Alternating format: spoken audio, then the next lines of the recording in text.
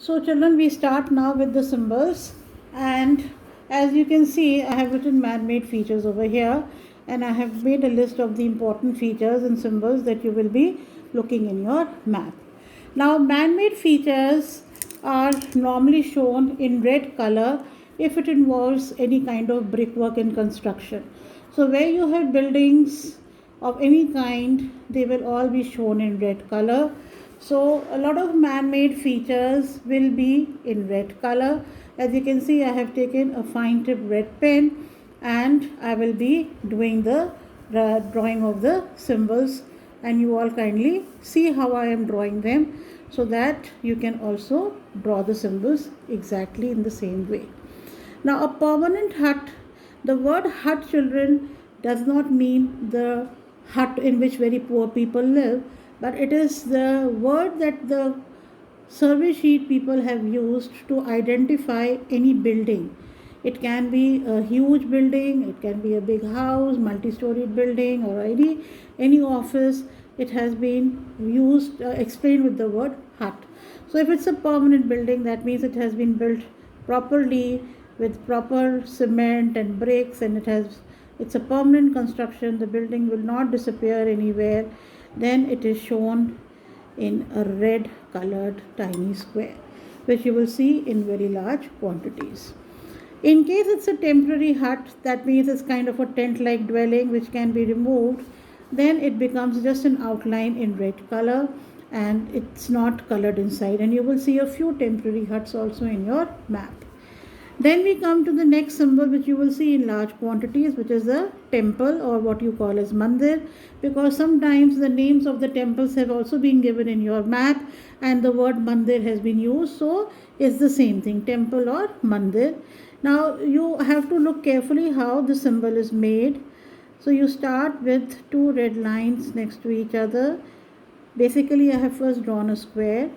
Then the top line and the bottom line I have stretched slightly to the left and the right. Then from the vertical lines I will make a tiny semicircle, and then I'll draw a small little line at the top and a small little line like a door inside. And this is the symbol of a temple. Chhatri is also another feature which is normally seen in Rajasthan, where you just have some pillars and a roof so that people can sit in a shady area. As we all know, in Rajasthan there are very few trees to provide shade. So in this symbol we will again draw two lines parallel and then two horizontal lines. But as you can see, this was squarish in shape, this is more rectangular. And again I will draw a semicircle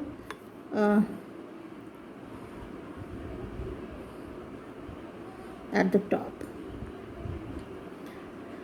So instead of being square, it is rectangle, it's a semicircle. Now there are no lines at the top or at the inside over here.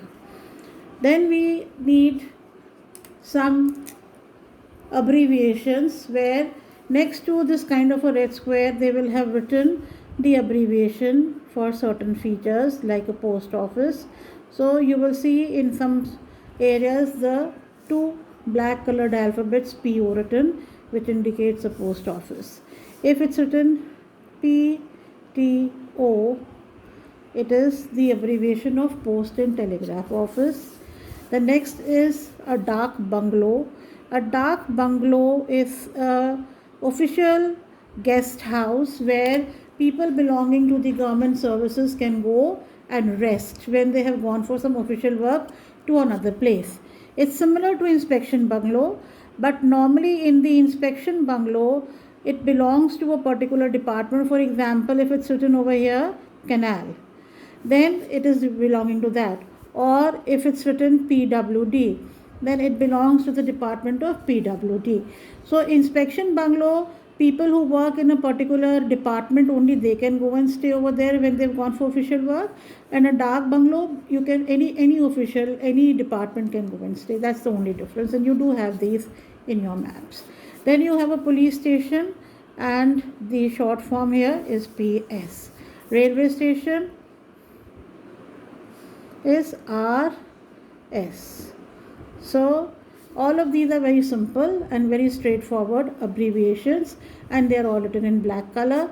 Obviously, these are all buildings, children, so they will all be next to one little red square where these particular type of buildings are found.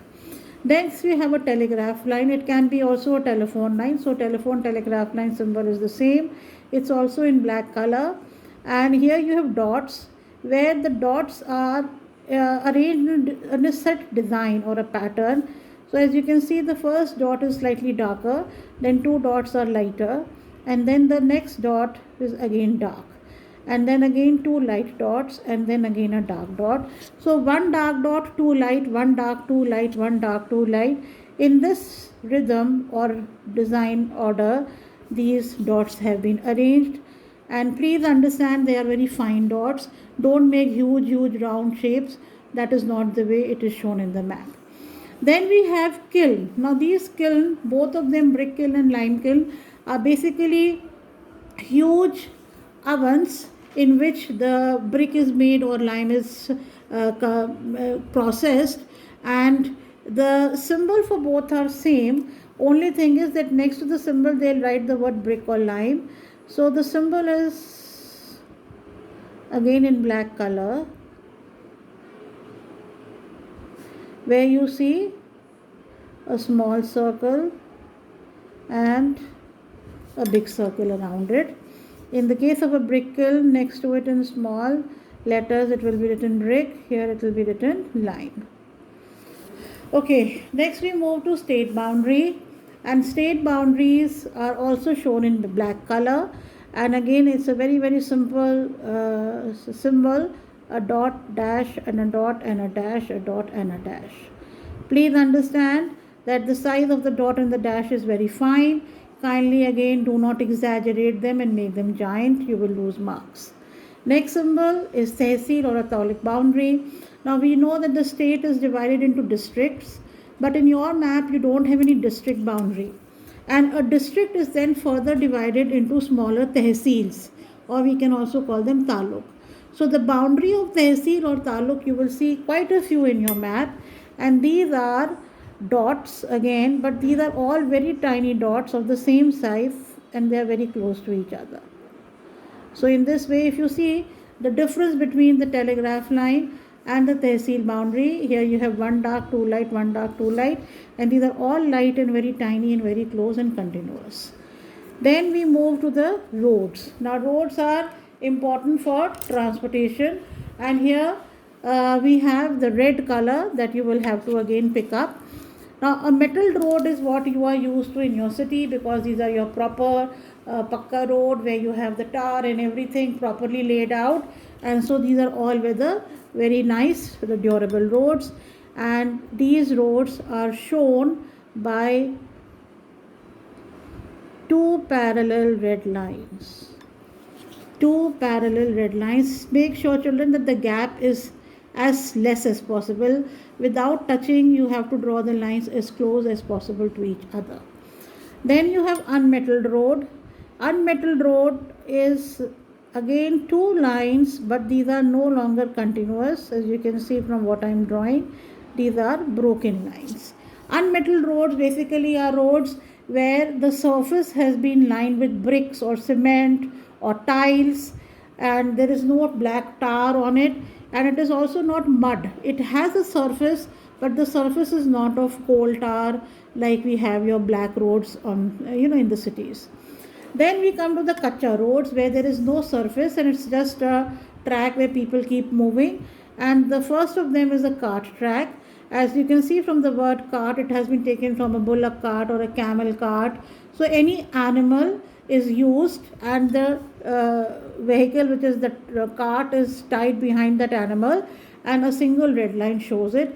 You can see that maximum type of road that you have in your map is cart track, because you are looking at a rural area. In fact, when we will do the settlement, you will realize that how we can identify a rural or an urban area. For them, one of the features is whether the roads are metal roads or cart tracks. So you will see cart tracks. Then pack track. Now a pack track is a single line, but it is broken, and in this case the track is so narrow that you can't even have a cart being pulled by the animal.